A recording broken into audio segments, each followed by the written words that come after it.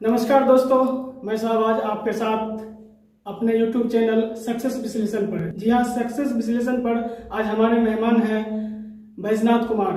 जी हाँ, तो आज हमारे साथ बैजनाथ कुमार मौजूद हैं। वो बैजनाथ कुमार जिन्होंने एक बार नहीं अपने प्रखंड में दो बार टॉप किए हैं। आइए हम शुरुआत करते हैं। बैजनाथ कुमार, स्वागत है आपका हमारे YouTube चैनल सक्सेस विश्लेषण पर। थैंक यू सो मच आपका। जी हाँ, तो बैजनाथ कुमार पहले आप अपना परिचय बताइए। My name is Vedanath Kumar, son of Manoj Kumar Maka and Bina Devi. I belongs to Birganj. इन्होंने सबसे पहले 10th में मनसूचर प्रखंड में टॉप किया और 12th में भी इन्होंने टॉप किया।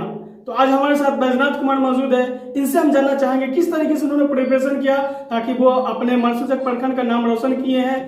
तो बैजनाथ कुमार, आपने क्या कहते हैं इसे 2024 को जो बोर्ड एग्जाम 12th का हुआ, साइंस स्ट्रीम से आपने नंबर लाए हैं 457। जी हाँ, 12th में 453, 12th में 453 है और 10th में 457, यानी कि 2022 में इन्होंने लाए थे 457 नंबर। तो मैं जानना चाहूंगा आप किस तरीके से प्रिपरेशन किए ताकि आप इतने नंबर ला पाए और हमारे मनसूचक प्रखंड में एक बार नहीं अब दो बार टॉपर आ चुके हैं। 10th में पहले आपने टॉप किया, अब इस बार 12th में टॉप करके अपने मनसूचक प्रखंड में अपना परचम लहराया। आज हमारे दर्शकों को आप बताइए किस तरीके से आपने प्रिपरेशन किया। देखिए सर, मेरा अगर कहना है तो जिंदगी में एक मार्गदर्शक जो आपको अगर अच्छे मिल जाए तो आप अच्छे लेवल तक जा सकते हैं।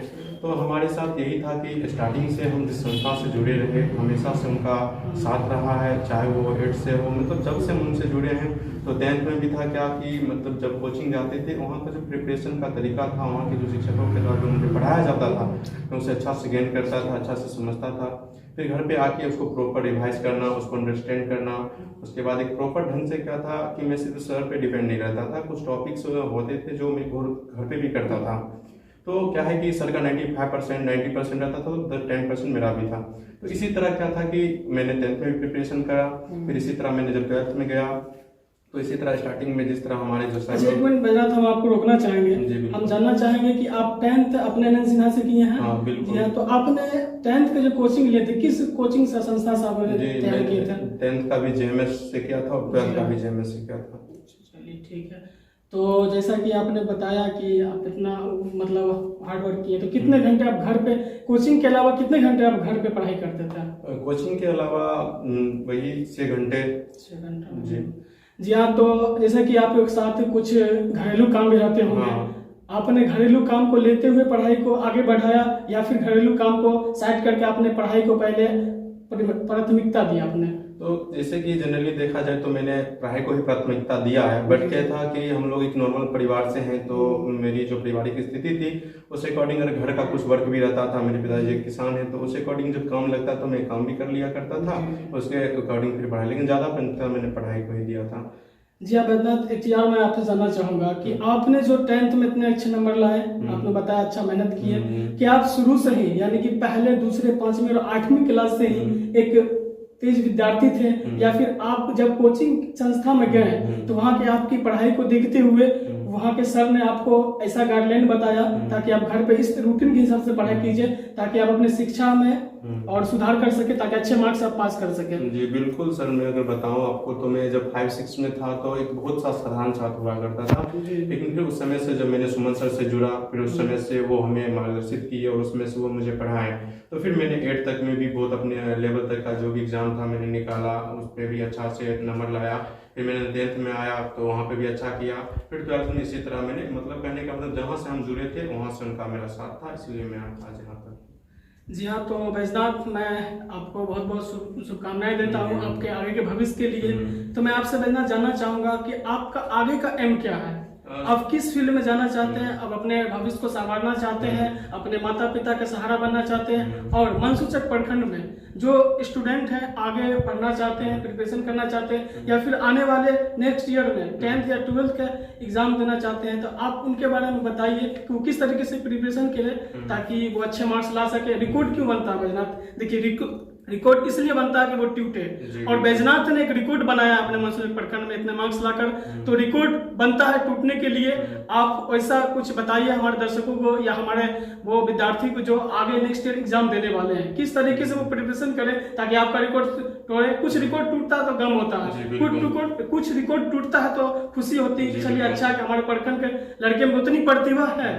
कि वो आगे जा सके और अपने देश, जिला और प्रखंड का नाम रोशन कर सके।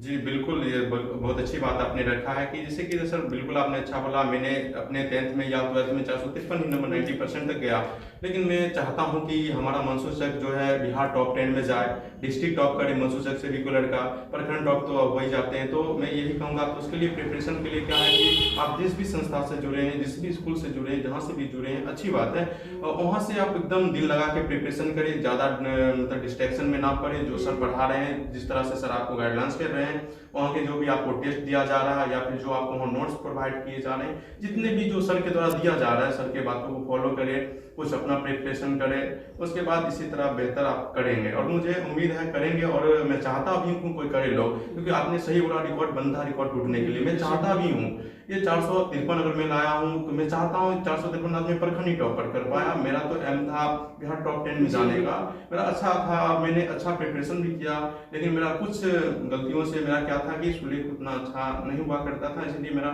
हिंदी में मार्क्स काफी डल है, तो जिस कारण मैं उतना बेहतर नहीं किया। बट मुझे अफसोस है, लेकिन मुझे इस बात की भी खुशी है कि अभी के जो हमारे मंसूचक के स्टूडेंट में प्रतिभा जो है, उसके अकॉर्डिंग मुझे लगता है कि आने वाले समय में मंसूचक से भी डिस्ट्रिक्ट टॉपर होंगे और बिहार टॉप में भी जाएंगे। ये हमारे लिए, हमारे पूरे मंसूचक वासियों के लिए खुशी की बात है। तो मैं इसीलिए कहूंगा कि आप अच्छे से प्रिपरेशन करें, अच्छे सही तरीका से पढ़ें, डिस्ट्रैक्शन में ना पढ़े और मंसूचक को आगे बढ़ाएं। जी हाँ बिल्कुल, जिस संस्था से जो भी स्टूडेंट जुड़े हुए हैं, जैसे वहाँ का गाइडलाइन मिलता है, उस तरीके से आप रूटीन के हिसाब से अपनी पढ़ाई को करें, क्लास को कंटिन्यू करें, प्रैक्टिस सेट लगाएं और प्रीवियस ईयर क्वेश्चन को भी आप देखते रहें। बिल्कुल सर, PYQ का बहुत ज्यादा इंपॉर्टेंस होता है स्टूडेंट लाइफ में। क्या वो ऐसा एक मोड होता है, वहाँ पे आपको पता लग जाएगा कि एग्जामिनर किस टाइप से वो क्वेश्चन को सेट कर रहे हैं। और ये भी है कि मतलब ज्यादा से ज्यादा क्वेश्चन रिवाइज किए जाते हैं, जो पिछले ईयर जो क्वेश्चन आते हैं वो नेक्स्ट ईयर भी आने की संभावना रहती है। इससे हेल्प मिलता है स्टूडेंट को प्रीवियस ईयर क्वेश्चन प्रिपरेशन करने के लिए। बिल्कुल सर, जितना भी आपका टॉपिक है, जितना भी आप प्रिपरेशन कर लीजिए, उसके बाद लास्ट का जो एक मंथ होता है उसमें एकदम PYQ को एकदम हर हालत में लगाइए।